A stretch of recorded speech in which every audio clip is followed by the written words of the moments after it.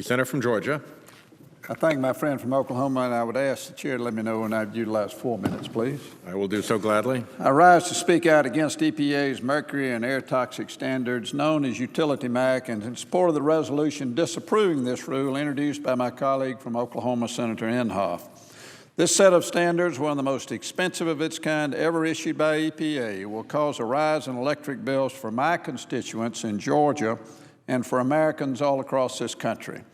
As our economy continues to stagnate, we can hardly afford to increase the cost of electricity, which will be an economic burden for individuals and businesses and will hamper economic recovery. Higher electric bills are especially unwarranted when the regulations that will cause the electricity cost increase are expected to provide negligible benefits for the American public. The poor and individuals on fixed incomes, such as the elderly, can hardly afford higher electricity bills. These are precisely the groups disproportionately affected by Utility MACT.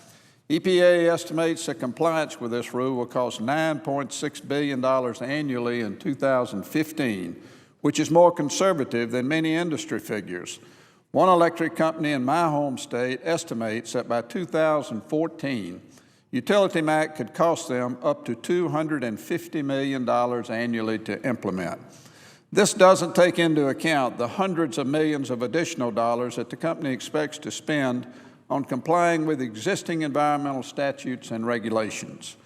Even going by EPA's own conservative $9.6 billion cost estimate, studies have shown that the cost will lead to job loss both directly at utilities and indirectly through industries and manufacturers affected. I hear every day from businesses of every size in my home state who say that the regulatory overreach of this administration threatens the very well-being of their particular business. Utility MACT is yet another example of this overreach. Instead of promulgating a limited rule to regulate mercury and air toxics known as hazardous air pollutants, as the title Mercury and Air Toxic Standards implies, EPA has extended its reach by focusing a great deal of attention on particulate matter in these standards. Particulate matter emissions not characterized as hazardous air pollutants are already subject to other EPA regulations. So with Utility MACT, EPA is going beyond what Congress directed the agency to do. The extra regulations tacked on to the mercury standard add significantly to the expected cost of this rule. Furthermore, the standards for new facilities as set forth by Utility MACT might very well prove to be unattainable.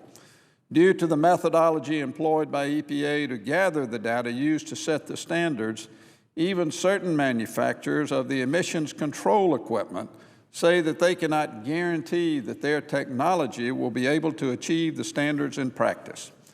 How can we require utilities to reduce emissions to such level that can't even be guaranteed achievable with current technology? It makes no sense, Mr. President.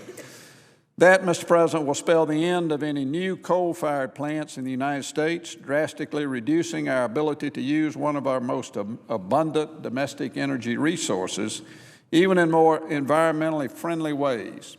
The cumulative impact of these EPA rules coming down the pipeline, one after another, causes further concern. Aptly called a train wreck by many by forcing the retirement of one coal-fired plant after another, these rules will put at risk the reliability of our electric supply system. Some state that a delay in implementation enacted through legislation or otherwise will be a sufficient remedy.